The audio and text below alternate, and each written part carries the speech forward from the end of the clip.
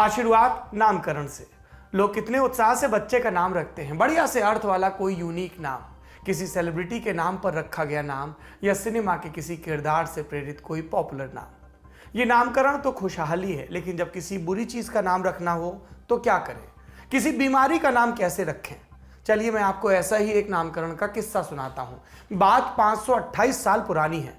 बरस 1495 का और जगह इटली की एक रियासत नेपल्स। उन दिनों फ्रांस और नेपल्स का युद्ध चल रहा था। जंग में घायल हुए लोगों का इलाज करते हुए इटली के फिजिशियंस ने एक अजीब सी बीमारी देखी। इसमें मरीज के प्राइवेट पार्ट्स में घाव हो जाता था, फिर शरीर पर लाल लाल चकत्ते पड़ते, ऐसा लगता किसी ने रेगमाल से रगड़कर चमड़ी छील दी हो।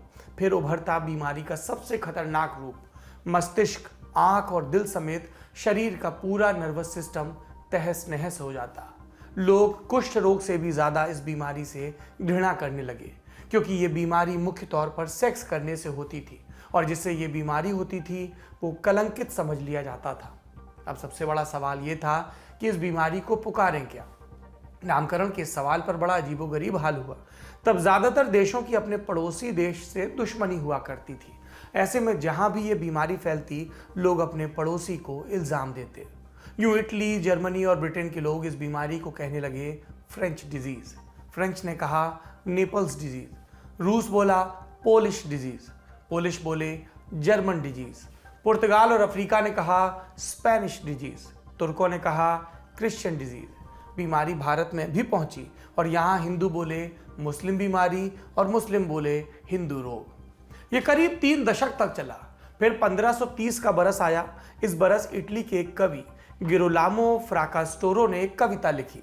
इसमें कहानी थी एक चरवाहे की जो सूरज के देवता अपोलो से नाराज है, इसलिए कि अपोलो ने मौसम में गर्मी बढ़ा दी, घास झुलस गई, चरवाहे की भेड़ें बिना घास के मरने लगी।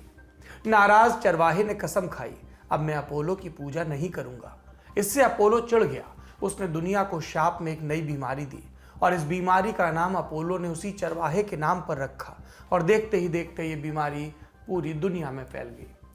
इस कविता में, इस कहानी में अपोलो द्वारा बरपाई गई उस महामारी का नाम था सिफिलिस और इसी के नाम पर उस सेक्स स्टिग्मा वाली बीमारी का यूनिवर्सल नाम चुना गया सिफिलिस। ये प्रसंग बीमारियों का यूनिवर्सल नाम चुनने के शुरुआती अध्यायों में से एक है। आगे चलकर माइक्रोस्कोप का आविष्कार हुआ और इसकी मदद से वैज्ञानिक सूक्ष्म जीवों का आकार देख पाए और इसी आकार के आधार पर फिर बीमारियों के नाम भी तय होने लगे। लेकिन यह सिस्टम भी परमानेंट नहीं था। कई दफा किसी खास देश या जगह से किसी बीमारी की शुरुआत होती और उसी के नाम पर बीमारी का नाम पड़ जाता।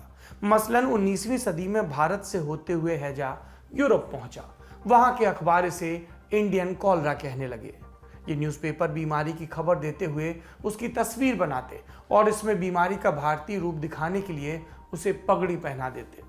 ऐसे ही कार्टून में दिखाया गया कि एक अंग्रेज हाथ में सोटा लिए बीमारी को गले से पकड़े है और कह रहा है, now you rascal, where are you going to? और जवाब में पगड़ीधारी बीमारी कह रही है, I am going back again. सोचिए ये कितना नस्लीय और शर्मनाक चित्रण था। एक पूरे देश, पूरी आबादी का नाम खराब कर दो। कई बार इसी तर्ज पर किसी आदमी या किसी खास प्रजाति के जीव या किसी खाद्य सामग्री के नाम पर भी बीमारियों का नामकरण हुआ। ये परंपरा बेहुदा थी, इसलिए इस पर आपत्तियां भी उठी और काफी सोच विचार के बाद 2015 में WHO यानी कि विश्व स्वास्थ्य संगठन ने संक्रामक बीमारियों के नामकरण पर कुछ गाइडलाइंस लेकर आए। कहा कि जेनरिक नाम रखे जाएं, मसलन बीमारी की वजह से उभरने वाले लक्षणों पर आधारित नाम, जैसे रेस्पिरेटरी डिजीज, न्यूरोलॉजिक सिंड्रोम। अगर बीमारी फैलने वाले विषाणु का नाम मालूम हो तो उस पर आधारित नाम, जैसे इन्फ्लुएंजा वायरस या सार्स। और इसी वायरस वाले सिस्टम से तय हुआ एक नाम है कोरोना वायरस, कोविड-19।